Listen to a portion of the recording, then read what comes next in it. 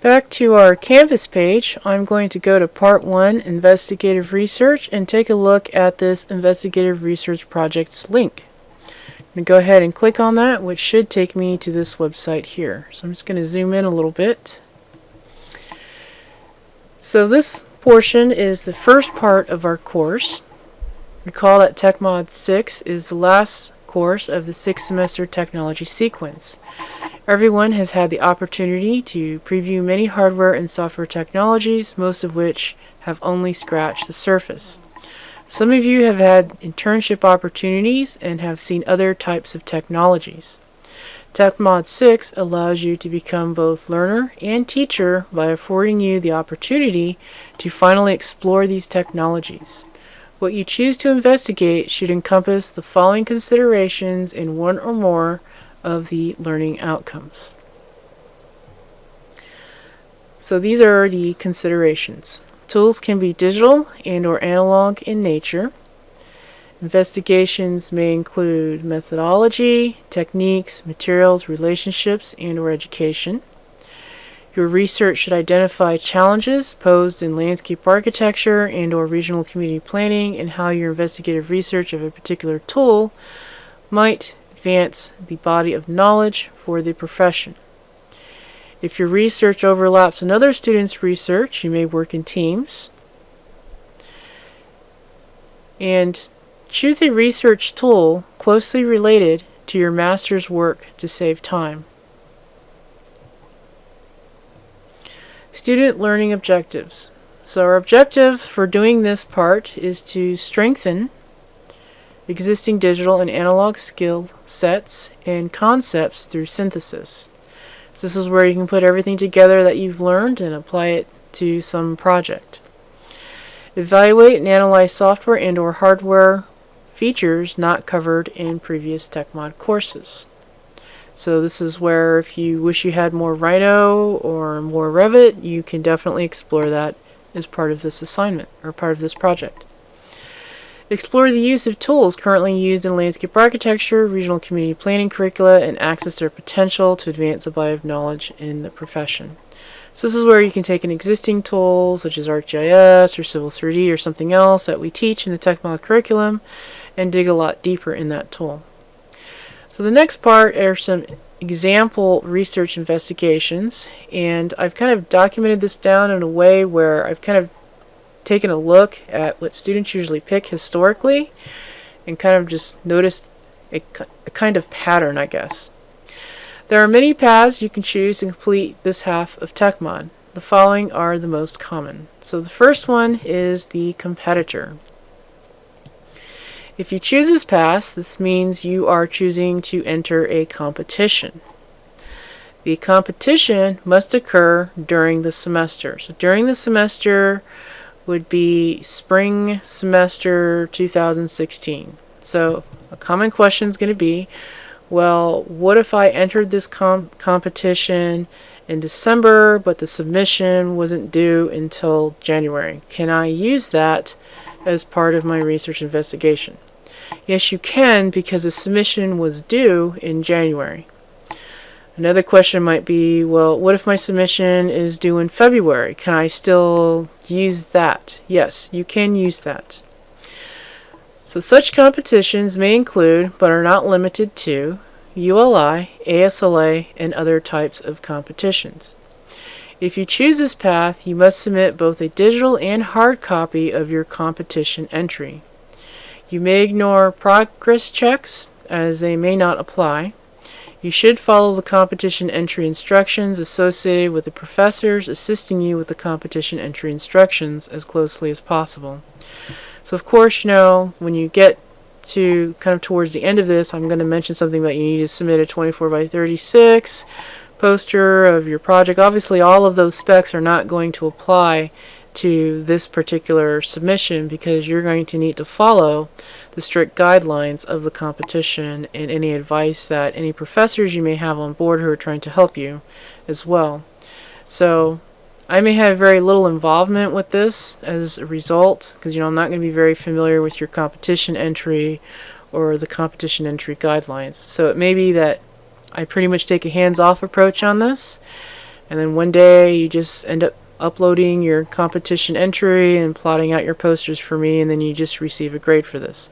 A lot of students choose this path, especially if you entered a competition, because what this means is, especially if your competition is due in January or February, is that you have offloaded most of the work at the beginning of the semester, and you have pretty much freed up the rest of the semester to just focus on the second part of the course and your master's work.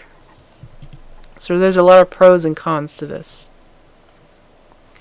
The second example of research investigation type is the in-depth learner. So as you know, we barely scratch the surface of software applications taught in TechMods. This is because, of course, of time constraints, so we can't cover everything in a lot of depth. We can just give you enough to where kind of the foundation where you can build your own house on top. However, we do teach enough, so if you do wish to go more in depth into what was taught, you have the foundational skills in place. Choosing this path will allow you to take what you have already learned and learn more about that tool. This tool can be related or not related to your master's work. Some examples may include, but are not limited to, LandFX tips and tricks. We had a student one year who decided to write some tips and tricks that she wished she kind of had when she was going through the LandFX planting design and irrigation, that she thought that all students should have, but most students end up trying to relearn these each and every single semester because nobody really documents these. Revit, Rhino, Civil 3D, View, SketchUp, and the list can go on. The next one is the Explorer. Choosing this path means you wish to learn something that was not covered in TechMods. Again, due to time limitations, we can only cover a small set of core applications accessible and affordable to the college in TechMods. So being the Explorer means that you can pick something that was totally not covered in TechMods or anywhere in the curriculum. This leaves a lot of software out, such as Lumions, a ton of SketchUp plugins, Bentley, photography, 3D printing, Blender, 3ds Max, Vectorworks, and so many other tools that you can pick from. So if you want to be the Explorer, you now have the opportunity to dig deeper in these other tools. Like the previous learner, this path can run parallel with your master's work or be completely unrelated. The last one here I have down is called the teacher. Maybe you don't wish to learn anything new, but would prefer to share your knowledge and develop your public speaking teaching skills or enhance them.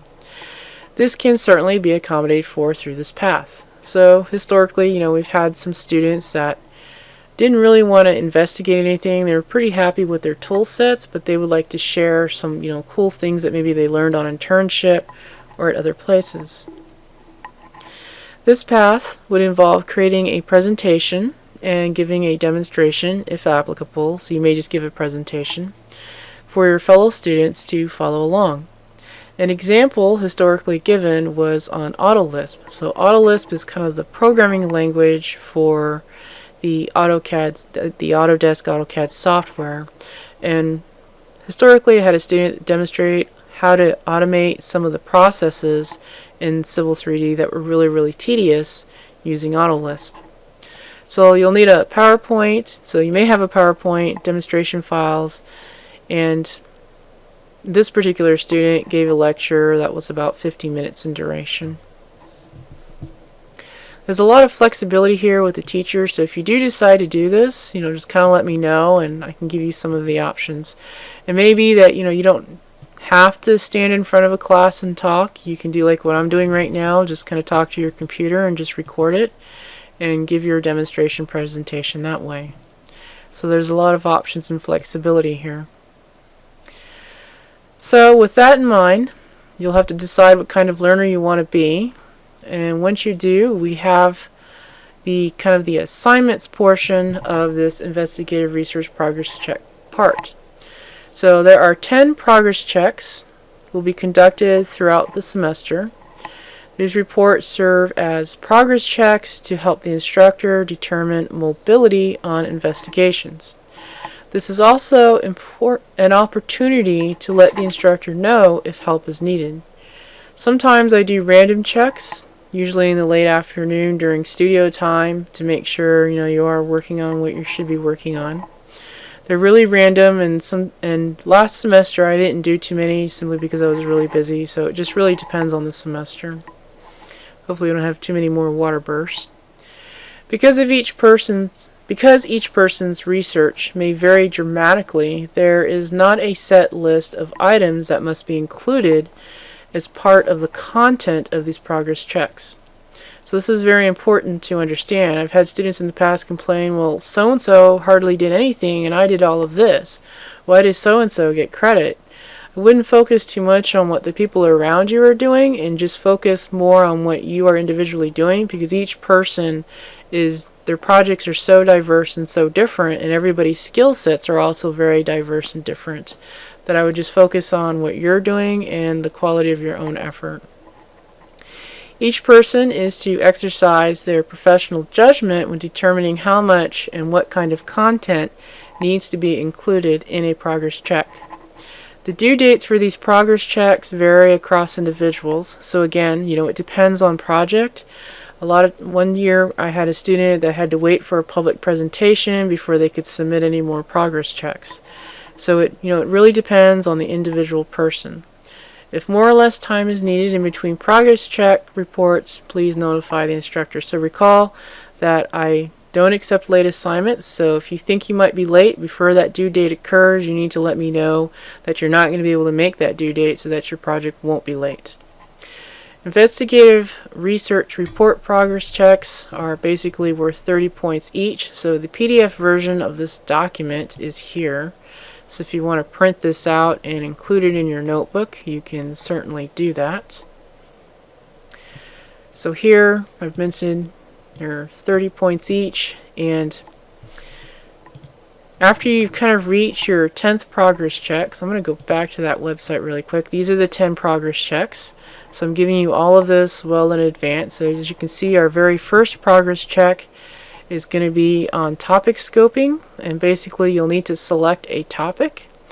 The second progress check is going to be on research outlined and InDesign layouts. You'll need to create a poster layout for your submission. And of course, again, this really depends on what you choose up here. As if you're doing a competition, this is not going to apply to you.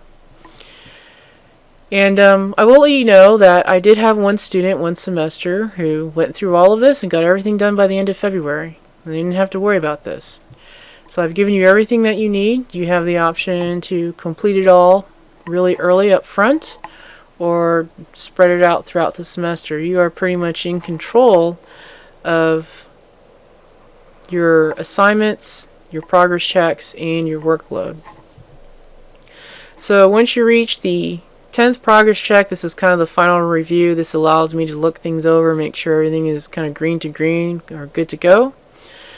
Then you'll need to actually plot and submit your final findings. So this is actually pretty important. I've bolded this out right here. Won't let me turn it red due to cascading style sheets. That you'll need to submit both your PDF and your plot. So this final submission portion is worth a separate 250 points. So this is actually pretty important. So make sure that you submit both.